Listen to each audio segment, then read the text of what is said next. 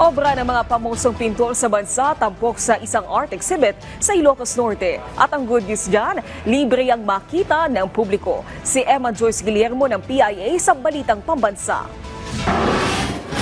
Maaari nang mag-gallery viewing ang mga art enthusiast at turista kapag bumibisita sa bayan ng Paway sa Ilocos Norte sa pagbubukas ng art exhibit na Pioneers of Philippine Art, Luna Amorosolo and Zubel sa Arte Luna Gallery. Tampok sa exhibit ang ilang obra mula sa mga kilalang pintor sa bansa kabilang sina Juan Luna na kilala sa kanyang mga likhang may temang realism at romanticism, Fernando Amorosolo na nagbigay buhay sa mga Philippine landscapes at Fernando Zubel na nagpasikat ng modernicism sa lokal na sining. Ito ay libre at bukas sa publiko araw-araw mula alas 10 ng umaga hanggang alas 7 ng gabi hanggang sa ika-30 ng Mayo ngayong taon. Ayon kay April Tiham, Associate Director at Hepe ng Exhibitions and Collections Department ng Ayala Museum, ang ugnayan nila sa lalawigan ng Ilocos Norte ay maaaring magdala ng curatorship programs sa hinaharap para sa mga art students dito. We try to collaborate continuously kasi yun po yung role naman ng museum, patuloy po na magtaguyod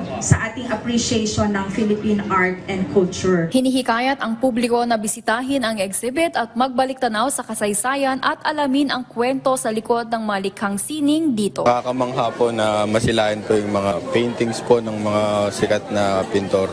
Kaya po siya sa feeling and parang feeling na binabalik ka sa nakaraan. Bukod sa isang libangan, layunin ng exhibit na palakasin ang ekonomiya sa pamamagitan ng pagdami ng turista habang itinatampok ang pagpapahalaga sa kultura ng bansa gamit ang visual arts. Mula sa PIA, Ilocos Norte, Emma Guillermo, Balitang Pambansa.